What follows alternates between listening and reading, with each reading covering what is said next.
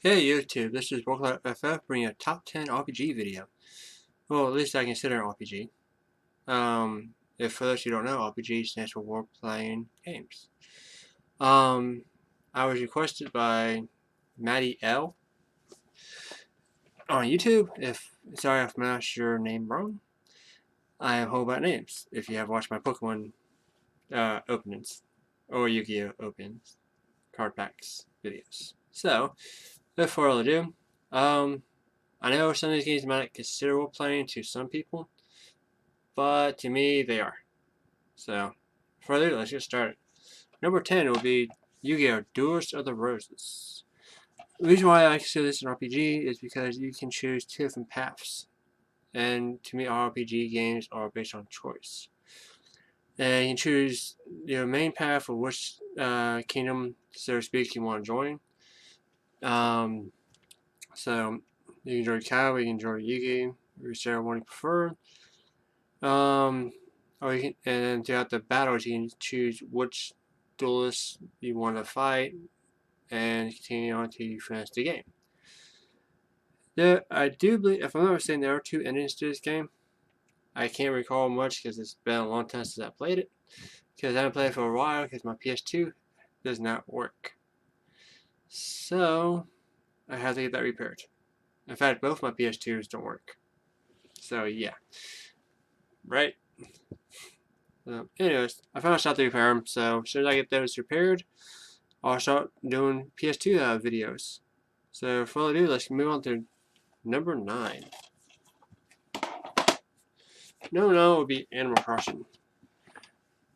This board game falls under adventure as well, but you do play a role where you talk to different characters of the town. You create your own town, so to speak, between the Wii and GameCube versions.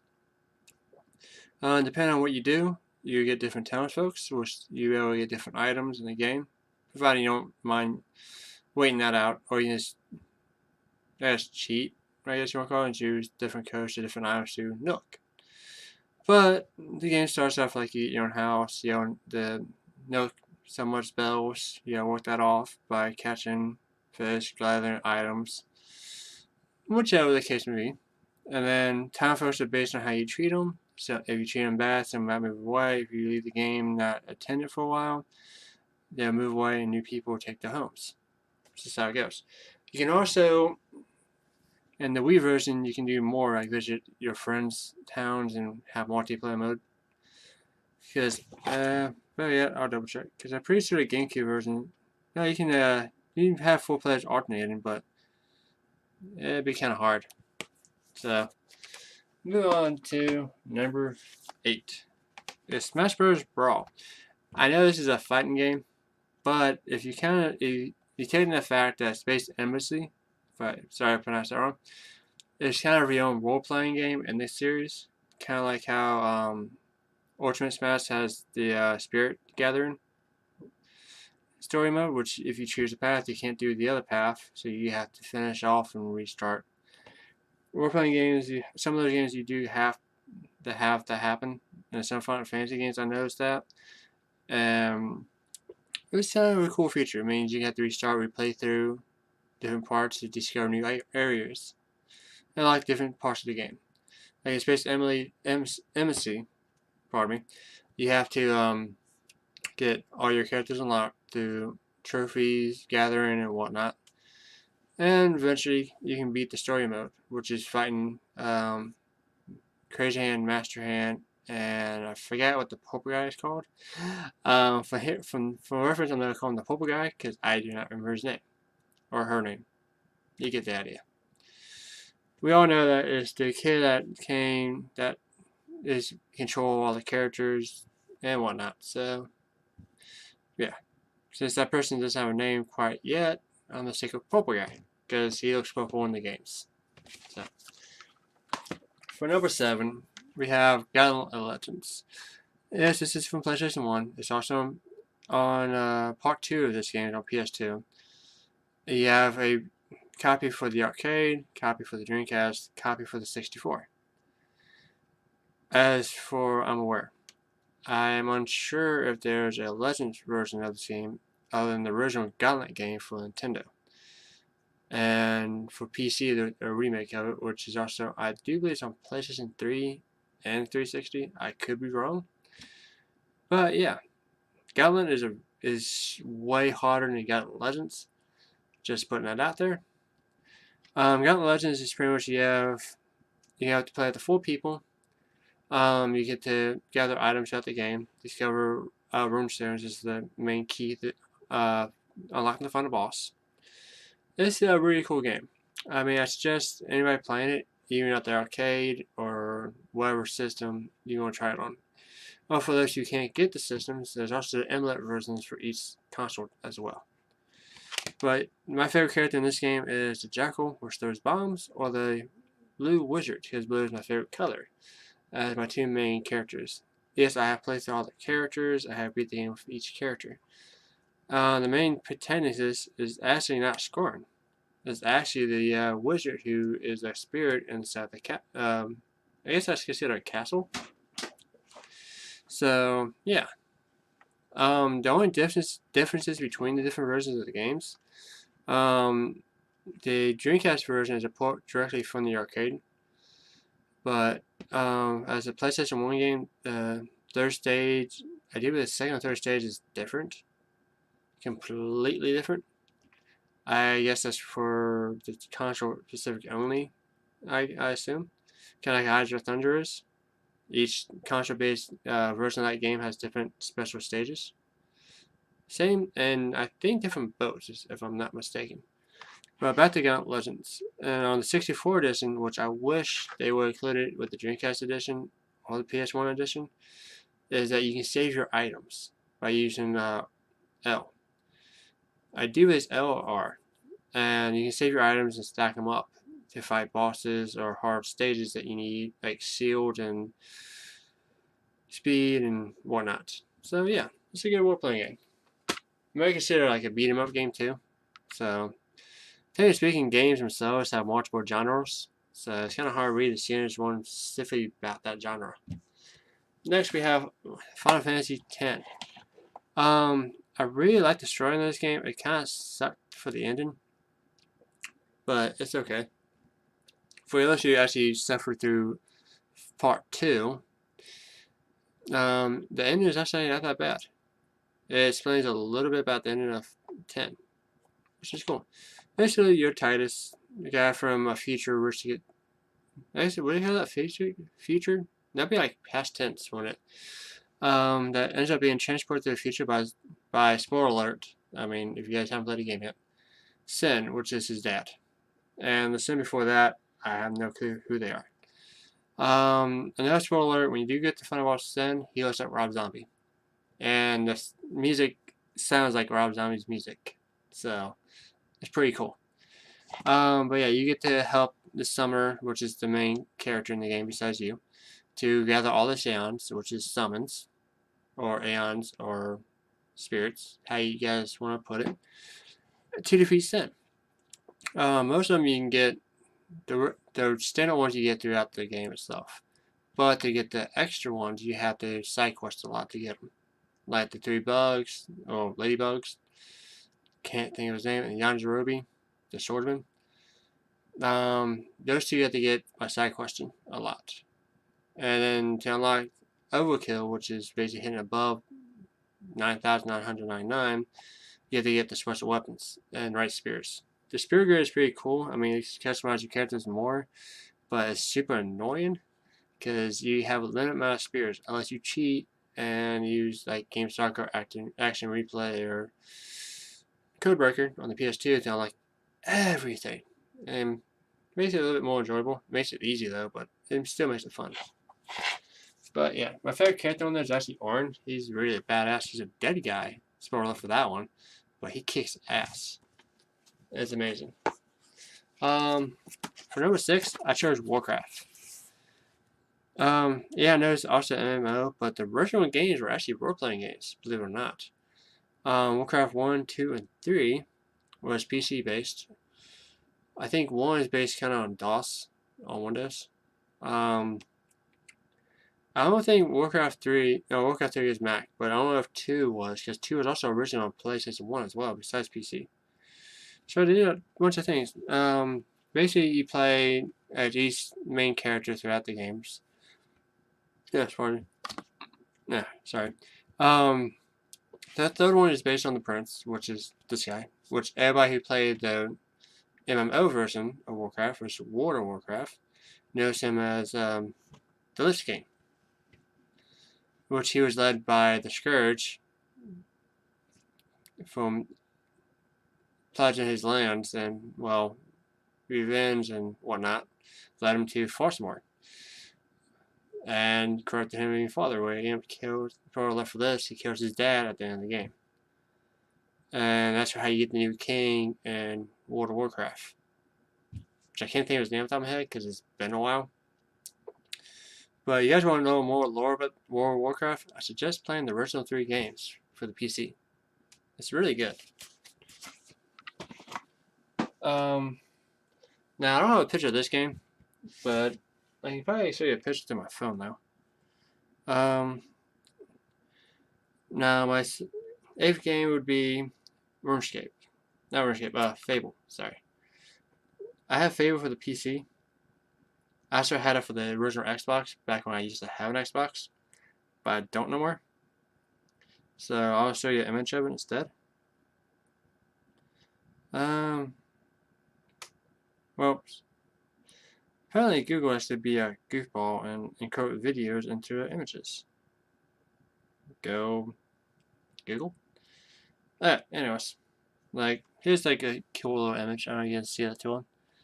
This is part of the beginning of the game when you have to fight the thugs and stuff as you upgrade through the game. Like this is how you start the game at first as a little boy. You get to make your own choices, marry people. Typical stuff you get to do in Fable 2 and 3, but not as free opened.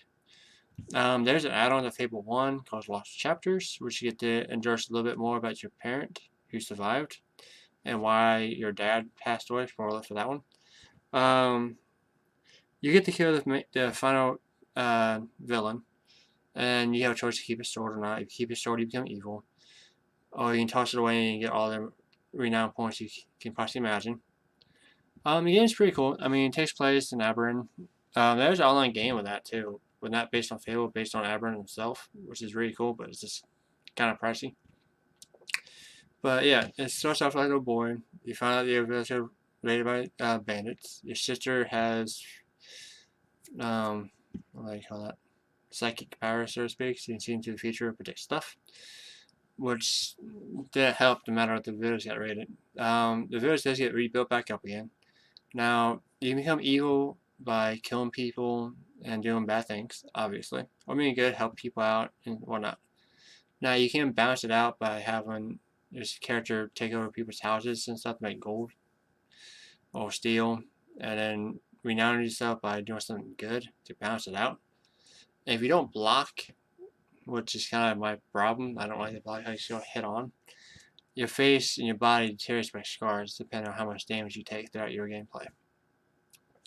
Now you can master magic, archery, and swordsmanship throughout the game. You got different classes from basic all the way to master weapons. Master weapons cost a lot, so usually I steal them. I know, it's kind of mean, but it works.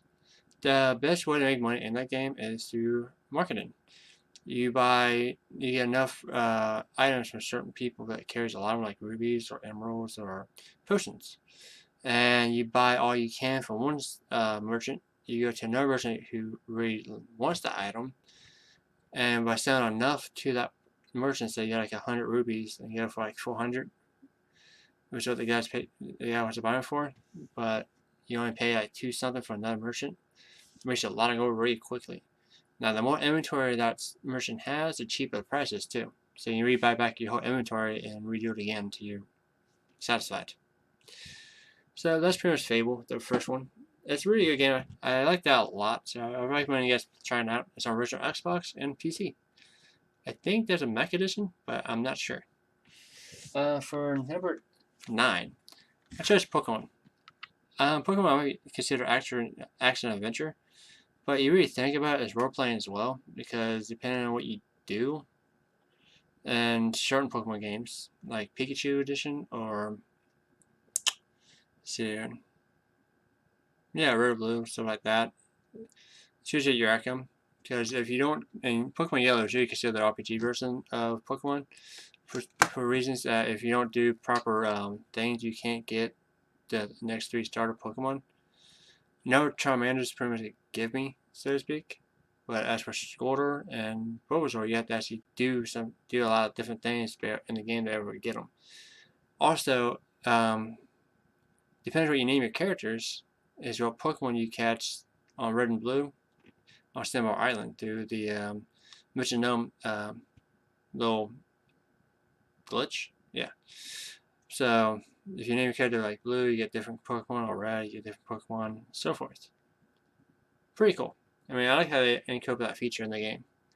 And depending on, you can have some real fun with the names too. I mean, yeah, I can't discretionally advise. I mean, I named the rival animal one time. It was freaking hilarious. I busted out laughing. It was funny. I got the idea from another YouTuber, Spinny1, when it was Final Fantasy VIII review. And we named the female character Horror and our dog Anal. And yeah, you get the idea. So, I mean, you can name a bunch of other crazy names to make the game more interesting and more fun. But yeah, that would be my top 9 pick. Now, I guess everybody realizes this, but 7 will be my #1 RPG game that I ever played. There's actually a little history of this game that got me interested in Final Fantasy in the very first place. When I was younger, my brother had to move back into our dad's house from having hardships and whatnot, which is typically happens nowadays. But anyways, when he moved in, he had a PlayStation. I never had a PlayStation. I grew up with an NES and Sega Genesis and Game Boy. I never really had anything beyond that as a teenager until I was like 16. Then I finally got my own PlayStation and 64. But back to the story. My brother always played Final Fantasy VII, or he'll play Tomb Raider if he's not playing EverQuest on his PC. So I have a little light fill on my one webcam here. I think my one lamp is kind of bugging it a little bit. And so one day he let the game run it, and while he was in the bathroom, I picked the controller up and I started messing around. He had the airship at the time, so I had no idea what I was doing or what. Somehow I got into the airship. I didn't know how to make the thing fly again. I'm going cuckoo. So I think I broke the game. Like, literally, I thought I messed this game up. He would be mad at me and, whatnot. So, eventually, he showed me a few things about it. I get more interested, started reading the strategy guide he had. And it was really interesting. I really liked it. And so, given the chance, I finally found Final Fantasy VII at KB Toys, which is no longer around my area. It might still be in business in other parts of the country. But I finally found it on sale. I think I paid $25 for it. Brand new. I think it's a greatest hits edition too. I originally had original black edition that my dad got me for Christmas, but I think one of my friends, took it, and I never saw it again. So, which is kind of sad, but it's so cool. Now, strategy guide I had since my brother bought it, so it's falling apart. I can't really show it to you guys because it's in pieces. So, but yeah, this game had a little history, and I'll kind of like nostalgia based, because also have it. I've been collecting Final Fantasy stuff for a while too. I have like action figures. I have the Buster Blade from the movie. I have the ring, which doesn't fit my fingers at all because it's tiny. Which is kind of sad because it only fits my pinky. If I try to put my ring finger, I can barely get it back off, which is scary. I also have the bracelet, I guess you want to call it, with the lion on it. So yeah, Final Fantasy is really cool. I really psyched when I saw this one fight game at the arcade that had Cloud in it. Called, I think the game had God Hand, Cloud, Tifa, some random boxer guy, cop lady. I can't think of the name of the game, so I apologize. But yeah, that's the reason That's the reason I like Final Fantasy so much. I played 7, 8, 9, 10, 10 2. I played 13 a little bit, but I tried to go backwards. I tried 6 for the first time. I never finished the game because I couldn't do it because it wasn't as interesting as 7 was. So I tried 5. I tried 4. And I didn't try 3, 2 at all. I tried 1 once, but it just wasn't as fun. So, yeah. So, hope you guys like my top 10 RPG games. Please subscribe and give me a thumbs up on this video if you guys like it. And if you guys want to request some other videos that I'll try to manage making for you guys, let me know in the comments below. So, thank you. Peace.